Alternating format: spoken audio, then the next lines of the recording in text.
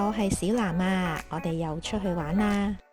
今日嘅半天遊，我哋嚟到香港島嘅堅尼地城站。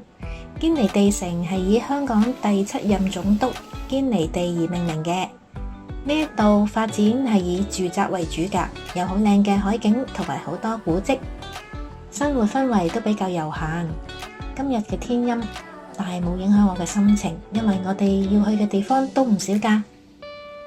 首先係食早餐先，我哋揀咗呢一間懷舊老店，叫做新興食家。店面嘅位置咧非常之細啊，可能都唔到20張細台，有唔少嘅外地遊客嚟幫襯嘅。我哋叫咗幾個點心，有蝦腸啦、牛肉、咕嚕肉同埋鳳爪。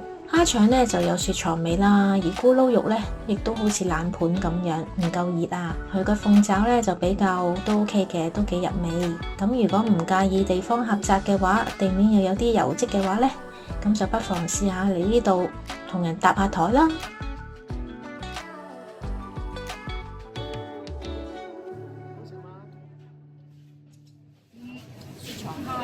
食飽咗之後，我哋就向住西環泳棚出發啦。途中經過呢一度賽馬會社區中心，唔望入去都唔知原來嗰條樓梯畫咗啲跳飛機同埋彩色嘅樓梯，真係好靚啊！梗係唔會放過打卡嘅機會啦，影返幾張先。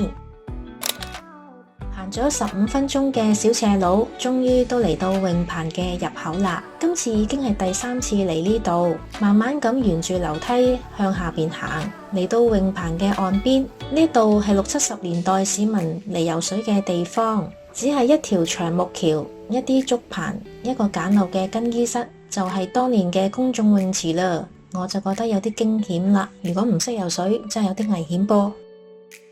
由泳棚行返去鬧市，路過比盧乍街同埋均益街嘅交界，見到呢一間意大利餐館，裝修得真係好有氣氛啊！仲見到佢嘅外牆壁咧畫咗一啲彩繪添啊，真係一個值得留念嘅地方，真係要打返張卡先。嚟到轉角位呢一度就係好多旅客專登嚟呢度影日落海旁嘅熱點啦。呢一度有一間 Wistons 嘅咖啡館，由3位英國人創立嘅，佢具有澳洲嘅風格。佢嘅門口咧就以美國舊式電影院嘅包裝，曾經被評為亞洲50大最佳咖啡店之一嚟㗎。咁啊真係要試下啦！我哋叫咗2杯咖啡，一杯 latte， 一杯 flat white。仲以為 latte 嘅牛奶會比較多， flat white 嘅咖啡濃度就會比較高，但係咧飲落去嗰個味道好似都係差唔多啫噃，不過都幾好飲嘅。嘆完咖啡之後，就去到旁邊呢一間 Slow 活雜貨店嗰度行咗一個圈。呢一間嘅綠色生活連鎖雜貨店主要係出售一啲健康麵食啦、香薰啦、年輕人用嘅背囊啊、包包啊咁，仲有一啲日常用品啦，同埋一啲小食添噃。呢一度係由 Dora 同埋 Jeff 咧喺2019年創立噶，佢具有北歐嘅簡約風格嘅，所以佢啲產品都幾特別噶。而我咧就買咗少少朱古力。嚟到今日最重點嘅地方啦，就係堅尼地城海濱啦。呢一度係近年受到國內遊客最吹捧嘅地方。附近呢有遮陰嘅座椅啦，亦都有綠化園景等。全長呢有280米咁長，可以飽覽維港西面同埋青馬大橋嘅景色。聽啲遊客講，佢哋話覺得呢度似日本嘅鎌倉市喎，你哋話似唔似呢？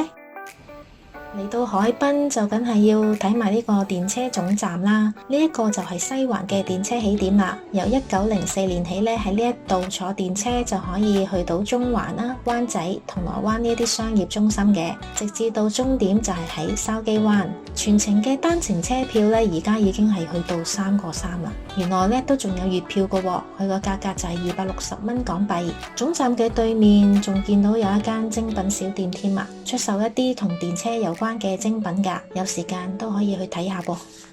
嚟到最後一個景點就係返去頭先飲咖啡嘅旁邊，探訪百年樹牆。呢埲牆係位於科士街，有120年歷史㗎啦，長約154米，高大概有10米。牆上面有120棵大榕樹，沿住石牆咁生長，佢嘅氣根密布真係非常之壯觀啦。呢棵樹原身係為咗鞏固斜坡而建嘅，榕樹嘅種子就由啲雀仔嘅糞便啦帶到去石縫中生根同埋發芽，後嚟喺喺地庫嗰度為咗要興建邊離地城站就保存咗落嚟。佢仲有鞏固石牆啦、淨化空氣同埋降溫呢一啲獨特嘅自然同埋文化嘅功能添啊！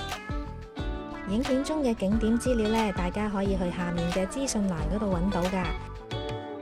請大家訂閱呢個頻道同埋點讚啊！我哋下次會去另一個景點嗰度度假㗎，下次見啦！